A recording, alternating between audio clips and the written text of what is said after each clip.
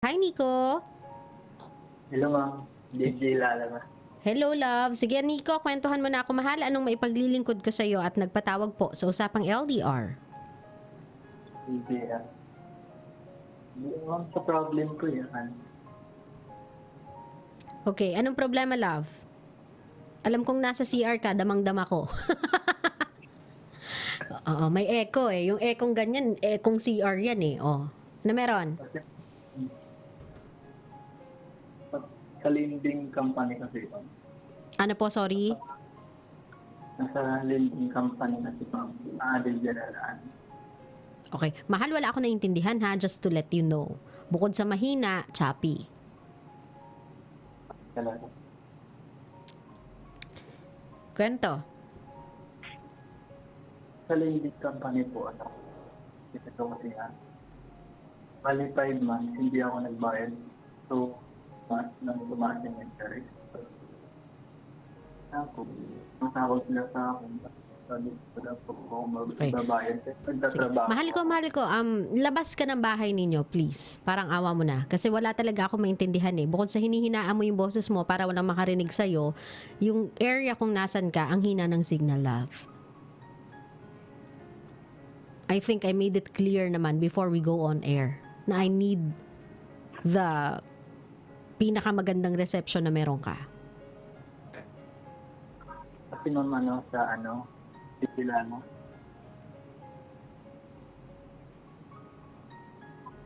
Okay na po. Hindi masyado. Ano po? Kasi sa po, mga ingay po eh. Okay na po. Go. Kasi po, ito po nangyari sa akin po. Ending company po. Umutang ako. Tapos, mga 5 months po, hindi ako nakabayad. Tapos po, lumaki yung interest. Ito nga po, pag tumatawag sila sa akin, kinukontak ako, pero minsan hindi ko din nasasagot. Busy din ako. Tapos po, yun po. Parang pinipilit nila po ako magbayad ng ganitong halaga muna, pero hindi ko kayang bayaran. Pero nagtatrabaho naman po ako. Kaya po ang problema ko po eh. Okay. I'm not gonna ask kung saan mo ginamit yung pera. Pero, love, kasi ang utang ay utang. I mean, kahit ano pang gawin mo, it's your responsibility talaga to pay the utang. Naiintindihan ko na at times hindi mo kakayanin, pero yun kasi yung consequences ng pag-utang eh. I'm sure na before ka pa mangutang, alam mo na yan yung magiging consequence niyan. And explain na sa'yo na, sige, pag hindi ka nakabayad sa utang, ito mangyayari ito yung interest. Kumbaga, knowledgeable ka dyan eh. Opo nga po, alam ko po. Ang sabi ko sa side ko naman po, nagamit ko naman po sa accident ng mama. Yun po, yun nga po, hindi ko nabayaran sa loob ng 5 buwan na higit. Yun nga po, kahit sabi nila, kahit principal lang po, ito niya, papayaran ko sa pariya po. Okay, so anong problema dun, mahal ko? Problem ko dun po, parang Love, lakasan mo ng onti, love halos di ka pumapalo sa metro ko eh. Pahina ng pahina. Parang pinupulso nila ako na ganito, ganyan, kailangan gawin, bayaran ko. So yun yung problema mo, pinipilit ka nilang magbayad. Opo, tama. Oo, love. Hindi mo kailangan ng advice ko, love. What you need is an extra job to pay for what you owe. Kasi pwede ka nilang i-demanda niya ng staff, mahal ko, kapag hindi ka nagbayad. It's a lending company, tama? Opo, tama. So I'm sure... Hindi nga po ang problema ko. Oh. Hindi, pero kung nausap ko sila po kung nakausap ko sila kung every payday ko po babayaran pa. Unti-unti. Yun nga po, sa darating na 28 po, magkakaroon kami ng concern nila. Magkakaroon kayo ng what? Mag-uusap na naman po. Tatawag nila ako ulit. Yung 28 po. Oh. Yun nga po eh. Love, ganito, kausapin mo sila na ito po yung sahod ko. Ito po yung sahod ko, naintindihan ko po yung utang ko. Ngayon, alam ko pong magkakaroon niya ng interest kapag hindi ko po yan nabayaran ng bulto. Na dedire-diretso yung interest niyan and parang credit card, mahal ko. Hanggat hindi mo binabayaran yung full bill, dadagdag at dadagdag lang yan. Minsan nga, mas malaki pa yung nagiging interest sa mismong hiniram mo. Sa sobrang tagal ng pagbabayad mo. Tama po. I know and I understand. Pero if there's any if there's any way we can go about it, ibibigay ko yun sa'yo. But then again, wala kasi mahal eh. You really need to pay for what you owe. So, ang gagawin mo na lang, mahal, magkaroon kayo ng pag-uusap sa kanila na ito po kasi yung sweldo ko. I can do every payday, ganito ang ibabayad ko sa inyo. Kung ang interest nito ay monthly, kahit papaano, makakahabol-habol ka. Yun nga lang, matatagalan. So, what you do is you pay bigger. Kailangan mo mag-pay ng bigger para makahabol-habol ka sa total amount na kailangan mong bayaran sa kanila kasi hindi yan hihinto. Monthly talaga yan, magdadagdag yan, mahal ko. Wala tayong magagawa dyan, yun yung patakaran nila. So what you need to do right now, Nico, is aside from the job you have right now, you have to find another source of money. Pero Nico, if I may suggest, wag ka nang magbayad ng utang at yung ipambabayad mo sa utang ay utang din. Kasi parang ganun lang din yun. Mas ilulubog mo pa yung sarili mo sa utang. So what you have to do right now is humanap ng extra income, sumideline, para mas malaki yung kikitain mo. At sa pag-sideline mong yun, malay mo. Kahit medyo ipit ang bulsa for quite some time, at least ma-deplete mo yung babayaran mo. Pero, kailangan mo magkaroon ng agreement sa kanila na pwede po babayaran ko siya ng kinsenas katapusan, ganyan. Pero, okay lang po ba kung babawasan natin yung interest para mahabol ko lang? Kung hindi po, kung ito talaga yung patakaran, sige po.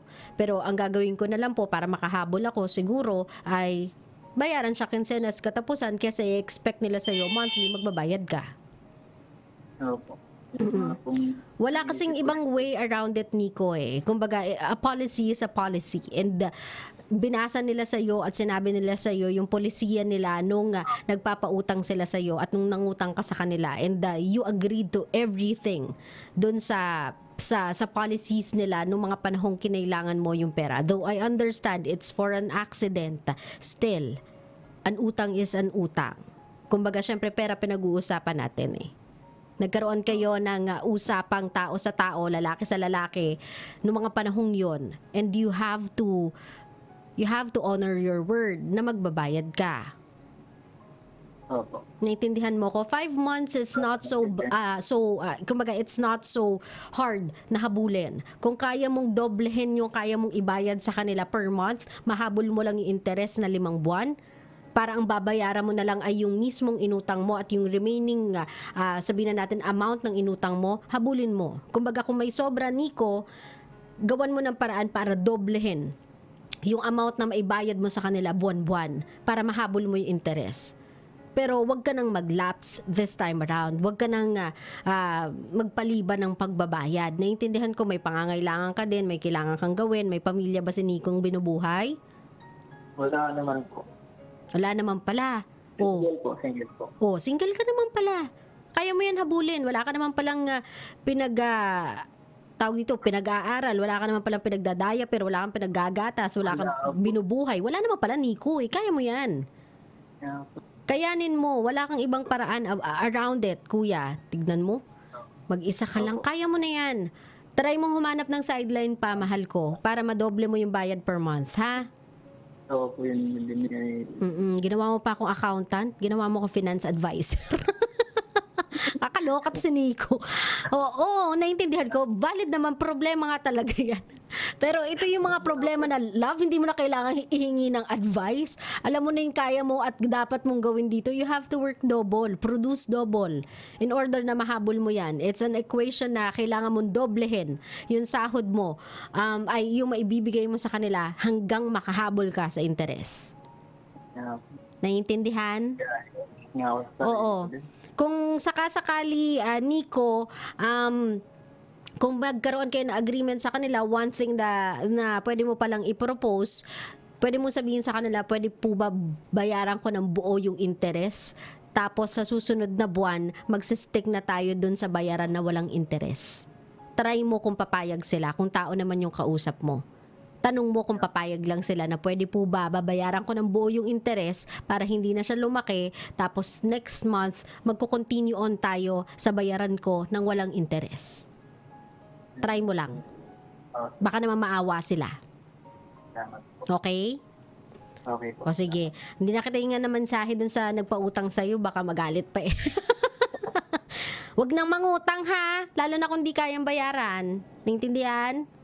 Reason na po sa akin po. Good boy. O sige na. Bye-bye love. Good night.